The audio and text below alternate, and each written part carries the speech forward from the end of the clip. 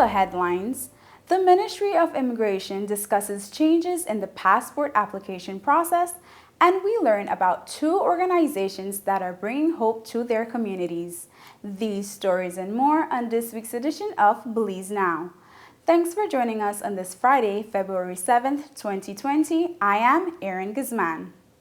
The Department of Nationality and Passports has undergone a few changes in the passport application process, which are in effect as of February this year. We sat down with the director of that department who explained the application process. As of February 2020, Belizeans can expect new requirements in the passport application process. The most significant of these changes is the recommendation portion of that process. Previously, applicants were required to have two recommenders. A recommender is a person who endorses the validity of the supporting documents, reinforcing that the person applying is indeed who they say they are. One recommender was to be from the private sector and the other from the public sector. A justice of the peace and a licensed teacher were the most commonly used. However, in 2019, there was an amendment to the legal framework that removed this portion of the application process.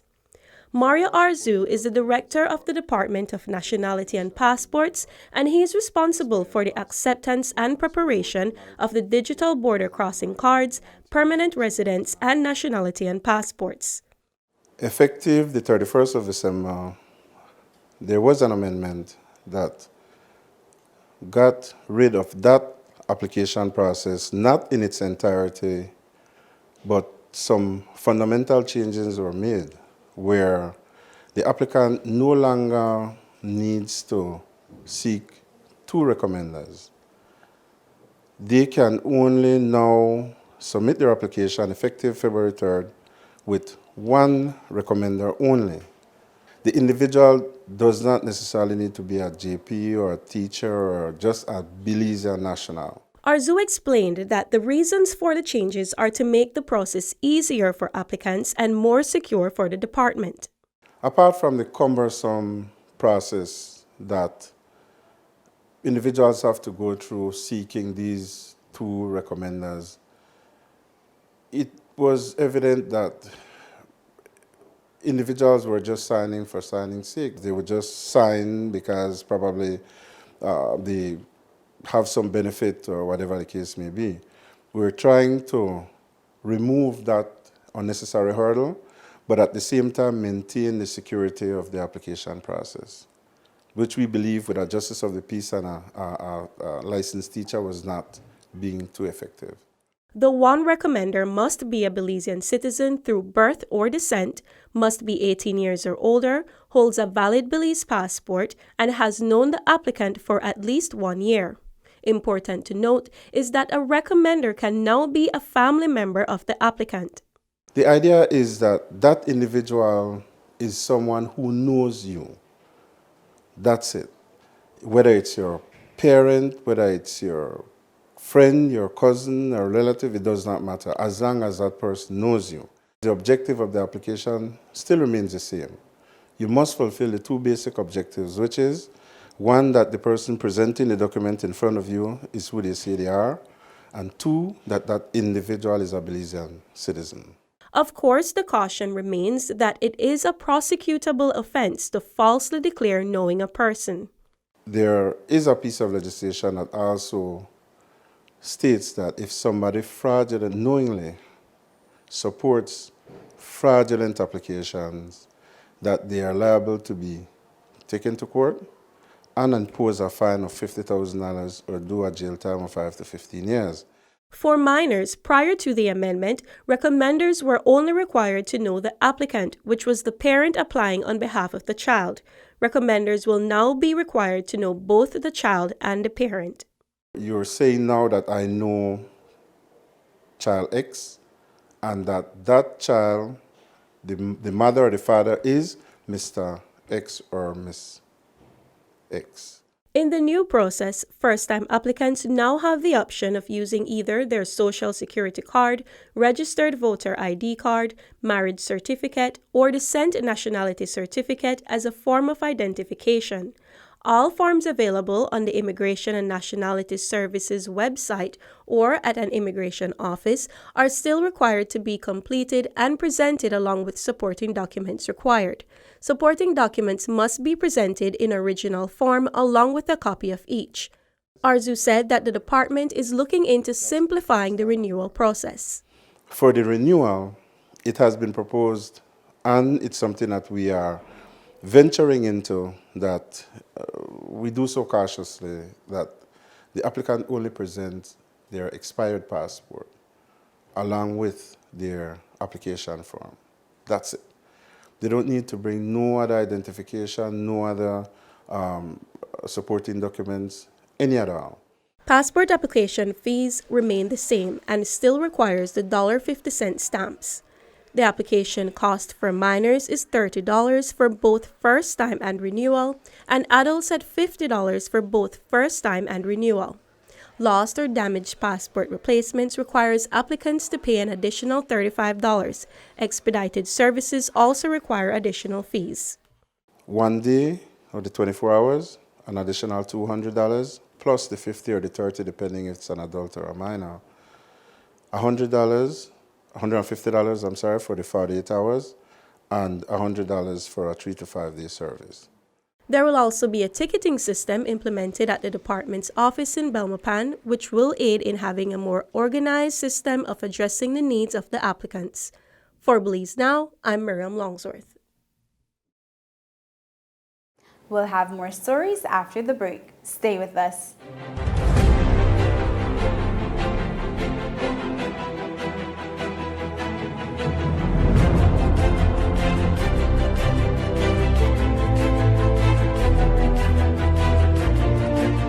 The Belize Building Act was amended in 2017 to clarify and strengthen the relationship between the Central Building Authority, the councils, and the municipal building authorities. The implementation of the provisions of the reformed Belize Building Act has led to the establishment of a building unit in each municipality.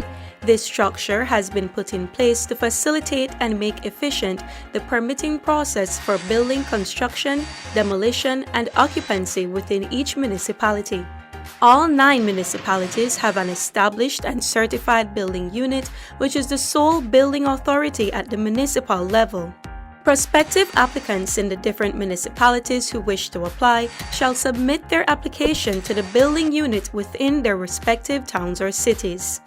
This message is brought to you by the Building Sector Reform Project at the Ministry of Housing and Urban Development, the Central Building Authority, the Ministry of Local Government, and the Economic Development Council.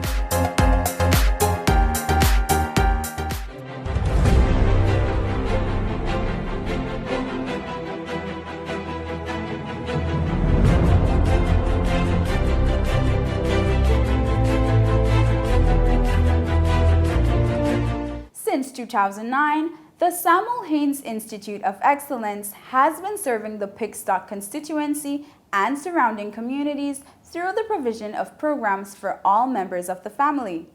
We learned more about the work of the Institute and heard from beneficiaries in this story.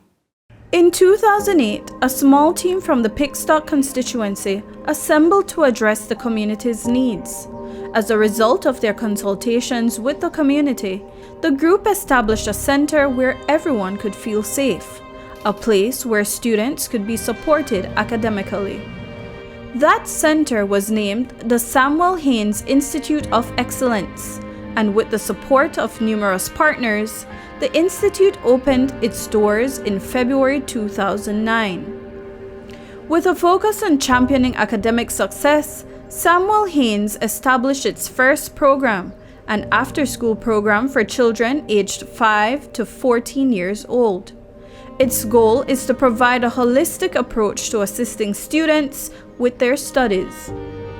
The Institute launched a program for secondary school students since the students who had transitioned from their program to secondary institutions returned to Samuel Haynes for support. Aside from educational programs, the children at Samuel Haynes are also encouraged to embrace the arts. Being named after the man who penned Belize's national anthem, it is no surprise that its music program is one of the most loved programs at the Institute. It teaches students about the intricacies of musical instruments, how to read music, as well as how to learn to play in a band. Some of the students have gone on to the police and Belize Defense Force bands, while others have moved on to play in the National Youth Orchestra. In the case of Joshua Mackenzie, a former student of the Samuel Haynes music program, he has returned to share his talents as a music instructor for the last 4 years. The Samuel Haynes Institute of Excellence also caters to adults through its income-generating program. To date, the program is comprised of classes in sewing, cosmetology, entrepreneurship, culinary arts, jewelry making, coffin making, and computer. The classes cater to adults aged 18 to 14 years old with a goal of helping families to become self-sufficient and autonomous. Those enrolled in the programs are encouraged to develop small businesses and craft skills to help end their dependence on income from illegal activities and monies solicited from government and charitable agencies. Through its income-generating program, Samuel Haynes is restoring hope that can bring about positive change in lives. Olga Smith enrolled in the sewing program and continued doing pattern making and draping at Samuel Haynes. Smith eventually got a job as an instructor at the YWCA and has now returned as a new instructor at Samuel Haynes Institute. I was taught sewing by my grandmother. I was a student at EPR doing sewing for the first 2 years, and my grandmother encouraged me to come to the Samuel Haynes so I can get my certificate for the sewing because I did not finish high school. So she really pushed me so I can have a job at the end of the day so I can make my own money. Like Smith and Mackenzie, many of the hands now involved in the daily operation of Samuel Haynes have been direct beneficiaries of the various programs offered by the Institute and have returned to pay it forward. Erin Gabriel and Bernadine Stevens are both grateful to Samuel Haynes for the opportunities afforded to them and are proud to share those talents. I involved with all the plants there. So we do plants, we replant, we cut, we replant, with everything. No a long time, but then I just hear about it. And I say, well, I'm going to actually job. And I come and I don't love plants already too. And I do my thing. God bless Mr. Harrington for got me going right there because it make a family shop the front there. Then I donate at least something back to someone here. 9.5 years I do that for. I love it. I didn't get the opportunity for others to help me, so this actually gave me a satisfaction in seeing that I'm actually making a difference. They actually helped me with my school also in going to University of Belize. I'm actually finishing my bachelor's degree, so it helps me with that, the payment of my education, and also my mom got a home also through this institute. Mr. Santos Cruz is a retired teacher. He has lent his talents to the Institute as a literacy coach, and though he journeys from Orange Walk daily, he is grateful for the opportunity to continue to mold young minds. If the child knows to read, he will be able to challenge all the other subjects. By helping children to read, I am, building citizens that will be productive out there, better off their lives, become productive citizens. The everyday stories of empowerment and gratitude are a testament to the work of Samuel Haynes and its impact on its beneficiaries from the youngest to the oldest. It has evening class for my 3 kids that could attend. It helps provide jobs for single parents like myself.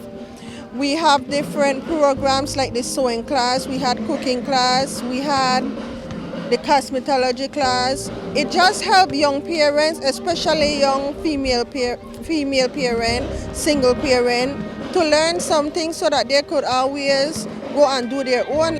After 10 years, the Institute continues to expand its reach. Already, a new building has been built to house a stimulation center for infants. Its goal is to work with both parents and children at an earlier age, engaging toddlers in early stimulation. With a decade of serving Pickstock constituency and surrounding communities, there is no denying the tremendous impact of the Samuel Haynes Institute of Excellence. And at the center of it all is the focus on empowering families. In 1998, one of the deadliest hurricanes on record tore through Belize. While Hurricane Mitch devastated the country, it unintentionally gave birth to a small grassroots movement that has been quietly and steadily operating since then. The Belmopan Humane Society tells us their story of championing for animals and how we can help. The mission of the Belmopan Humane Society is to improve the quality of life for both citizens and pets by creating a safer and healthier environment. Two major problems they target are the overpopulation of homeless animals and the spread of contagious, deadly diseases. One problem we're trying to solve is to alleviate this endless stream of unwanted puppies and kittens. Animals are just reproducing, dogs twice a year, cats 3 times a year. These animals end up on the street, they're sick, they're hurt, people don't want them, they abuse them, and then they just live a terrible, short life. The Belmopan Humane Society tackles these core problems not only by rescuing stray animals, but also by hosting monthly, low-cost spay and neuter clinics. The terminology spay or neuter simply means that you're getting them sterilized, meaning that they won't be able to breed or have young ones.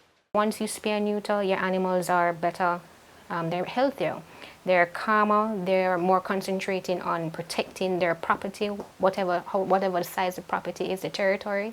They're not fixating on jumping the fence to find a mate. And yeah, they're just happy and they live longer. That's another thing too. And while the Belmopan Humane Society advocates for spaying and neutering your pets to keep them healthy, there is a dangerous, insidious disease that they are also trying to eliminate. When they're mating, for example, there's a disease by the name of TVT. And apart from being costly, it's a health hazard. It's comparable to a tumor or cancer. So the treatment is a chemotherapy. It's good for everyone in the community to be aware that these things will and can reach to your home if you don't participate good proper pet ownership. Every year, the Belmopan Humane Society spays and neuters approximately 155 animals. This is no small feat for an organization that is fully run by volunteers. No one gets paid. Rather, they are fueled by their love for animals.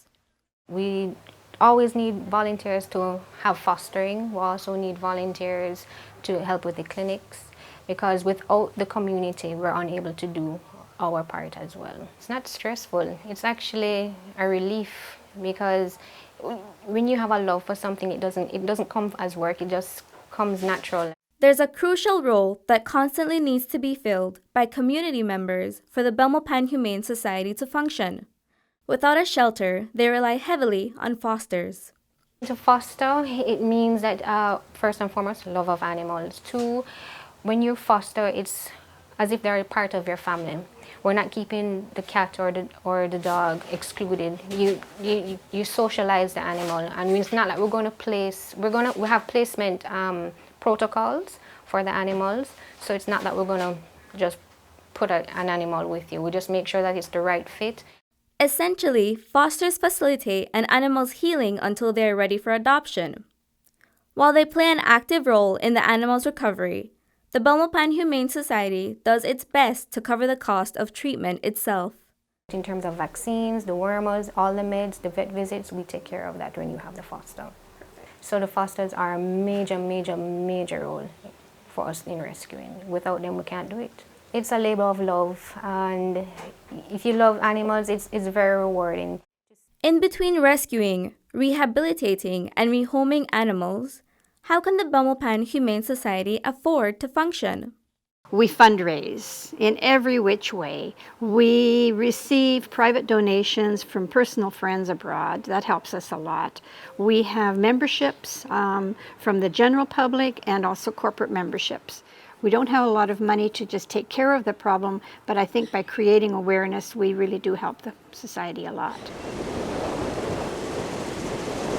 And while the chapter might close for the Humane Society when an animal is adopted, the journey is just beginning for the new family. Unlike fosters, adopters are fully responsible for the animals they take home. These adopters tell us why it's worth it. It's really rewarding, but you need to have the patience to do it because it's not what we expected. But at the end of the day, it's so rewarding. I think my biggest memory was the first time I fed them. That desperation in their eyes and the way they just basically choked on their food the first time I fed them. It was heartbreaking, because you could tell how hungry they were and how uncertain they were that when they would get their second meal of the day. And so, it was heartbreaking for me because I'm like, dude, just chill. Like, tonight you'll get another meal and tomorrow there's gonna be another one. You're safe now, and at least once in your life, for one pet, just rescue one animal. It's going to be so fulfilling and so rewarding, and you won't regret it. But it's going to require a lot of patience. Animals never lose faith on humanity, even though they've been hurt by humans. The saga continues for the Belmopan Humane Society as they continue to rescue and rehome abused and abandoned animals. So how can the community help? Easiest way that everyone can help us is by taking care of your own pets. After going through this experience, you realize how much good you can do for animals and how much animals are out there that need a home, that are being abused, that go hungry every night. And these organizations are making sure that they're kept off of the street, that they're clean, that they get 2 meals a day, that they assign them with a human that loves them. I think that everyone who cares about animals needs to stand up for what they believe in and not just ask someone else to do it, but do it yourself. Do a little bit and you'll find everyone will stand behind you. The story of how the Belmopan Humane Society continues to function almost 20 years after its inception proves that we can all get by with a little help from our friends. We now have community animal rescue pages on Facebook, and that is just proven to be fantastic. One person finds a problem, they post it, and all of a sudden 10 people are there to help. That is how it should work. We have to help each other. We can't expect the government to do everything. If you have the chance to change a life, change it. If you can adopt, foster. If you can foster, donate. If you can do any and you see an animal on the street, take a picture, call the Humane Society. And I can't do it by myself, so we need an organization. We need more people. For Belize Now, this is the Habet.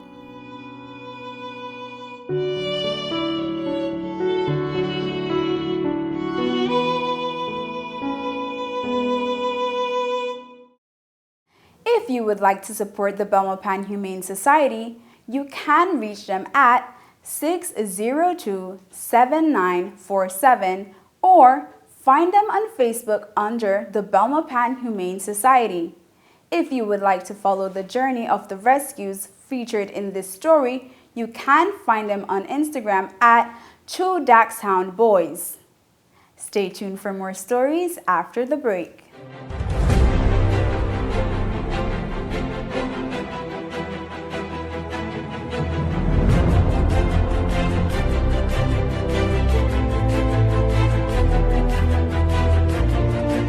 Construction of the Airport Link Road is near completion and promises exciting benefits to the country. The works feature 5 miles of climate-resilient road, construction of a world-class high-rise bridge over the Belize River, and 2 3-leg roundabouts. This Airport Link Road will create new, convenient access to the airport from the George Price Highway, saving commuters time and money. Additional benefits of the new road includes a reliable and prompt detour in the event of a disaster on or near the Hullover Bridge, creation of access to thousands of acres of land that can be used for housing, agriculture, or commercial purposes, and alleviation of some of the traffic congestions in the outskirts of Belize City. The road is being built by Cisco Construction, one of the leading road developers in the Caribbean. More for Belizeans, more for Belize. The government of Belize, moving Belize forward.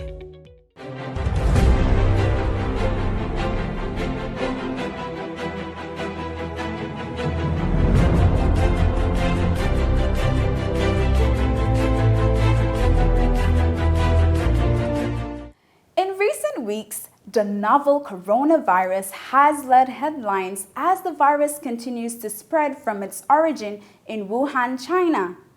In response to the outbreak, which was last week declared a public health event of international concern by the World Health Organization, Belize issued a travel advisory. The travel advisory stated that, quote, the ministry has scaled up its surveillance efforts at the principal ports of entry, end quote. The advisory recommended that non-essential travel to and from China is not recommended at this time, and that persons planning to travel to China from Belize postpone doing so until there is further information on the extent of the virus. It also stated that persons arriving in Belize from China will be subjected to quarantine protocols as the case may be, and this will be based on epidemiological data. The advisory went on to state that, quote, the ministry is not currently recommending that Belizeans living in China travel to Belize to avoid 2019 nCoV, but rather advises that adequate precautionary measures are taken to avoid infection, end quote. The public is reminded that the more common symptoms of the virus are fever, cough, shortness of breath, and breathing difficulties, those similar with any other flu viruses. The ministry encourages universal precautions to avoid spreading any form of respiratory infection. If further information is required, kindly contact the Office of the Director of Health Services at 822-0809 or dhs@health.gov.bz. As of August 2019, all municipalities in Belize have established and certified building units. The establishment of the building units was done in an effort to improve speed, efficiency, and service delivery when applying for building permits. In an effort to raise awareness of the building units, an awareness workshop series was launched in December 2019. The workshop was held in each municipality and concluded today in Belize City. The Ministry of Housing and Urban Development hosted the workshops through its Building Sector Reform Project, and in partnership with the Economic Development Council, the Ministry of Local Government, the Central Building Authority, and the City and Town Councils. We found out today what was the feedback from participants during the workshop series. I think we have achieved what we wanted. We had people come out, the private sector, from the different financial agencies and institutions. Today here in Belize City, we had people from the University of Belize, from the different real estate agencies, from the Architects and Engineers Association. So it is the people within the building and construction sector that we were wanting to focus on, to know that these units are in place, because they are the ones that are in charge of permitting processes concerning buildings, demolitions, occupancy permits. And so I think we have achieved what we set out at the beginning of this roadshow. We are familiar that in order to have a private business company, you need to have a building.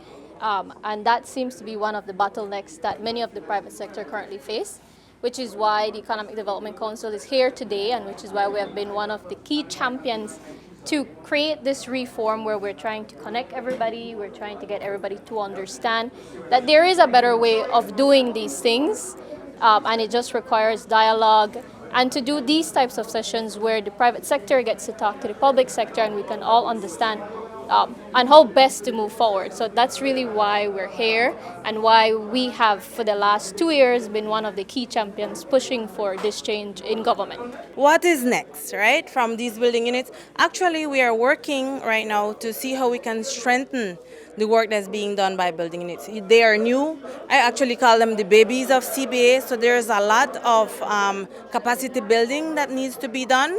The other, what we can probably say is sort of limits, is the jurisdiction, right? Because the building units are limited to the municipal jurisdiction. So for example, if you live in a village close to the town, you cannot apply at the building unit that is within that municipality. You still have to apply to CBA. So those are the things that we are thinking down the road that we can improve on. The Building Sector Reform Project is a manifestation of the implementation of the amended provisions made to the Belize Building Act in 2017. The building units at the municipal level will provide for improved efficiency in the administration of building permits and facilitate access to the wider public. For more information, contact the Building Sector Reform Project under the Ministry of Housing and Urban Development at 828-4562. And that's it for this edition of Belize Now. If you want to provide feedback or send in your comments, please feel free to email us at info@pressoffice.gov.bz or visit our Facebook page and let us know what you think. We look forward to hearing from you. From all of us here, have a great week. Until next time.